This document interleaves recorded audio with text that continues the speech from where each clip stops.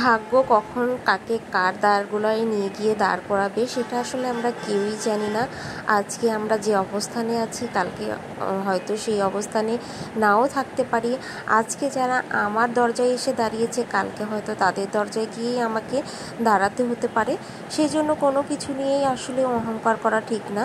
সবসময় সব কিছু সৃষ্টিকর্তার দান বলেই মনে করা উচিত। হ্যালো বন্ধুরা, আসসালামু আলাইকুম। কেমন আছেন সবাই? আশা করি সবাই খুব ভালো আছেন। এই তো আলহামদুলিল্লাহ আমি অনেক ভালো আছি।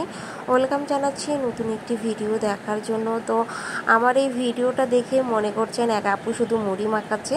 শুধু এটা মুড়ি মাখানোর ভিডিও না, এর পিছনে অনেক গল্প রয়েছে। তো সেই গল্পগুলো আমি আপুর সাথে করছিলাম এবং শুনছিলাম। তো আপনাদের সাথেও কিছু জিনিস হয়তো শেয়ার করতে পারবো। তো সেই জন্যই আজকের এই ভিডিওটা করছি। আসলে আমরা বাজার করতে এসেছিলাম, টুকটাক জিনিস কিনতে এসেছিলাম। তো জিনিস কিনতে এসে এই আপার দোকানে চলে এসেছিলাম চা খাওয়ার জন্য। এখানে আপার দোকানে চা কফি এগুলো সবই পাওয়া যায়, যেহেতু মহিলা মানুষ বিক্রি করতেছে। আর সেহেতু আমরা সেই জন্যই আমি আমার যা দুজনেই চলে এসেছি এখানে চা খাওয়ার জন্য। তো এখানে চা খেলাম, পান খেলাম, খাওয়ার পর আপার সাথে একটু গল্প করলাম। আর এই যে গল্প করতেই দেখলাম আপার দোকানে কয়েকজন এসেছে মুড়ি মাখানোর জন্য।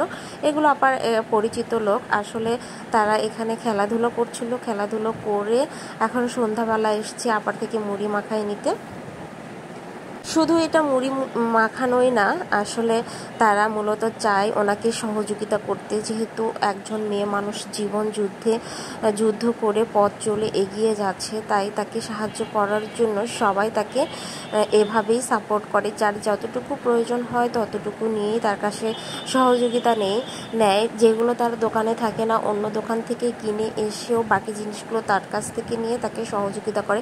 এরকমভাবে যদি সবাই আমরা সবার পাশে দাঁড়াতাম তাহলে অনেক ভালো হতো। আপা এখন নিজে পরিশ্রম করে, কারণ ভাইয়া এখন আর নেই।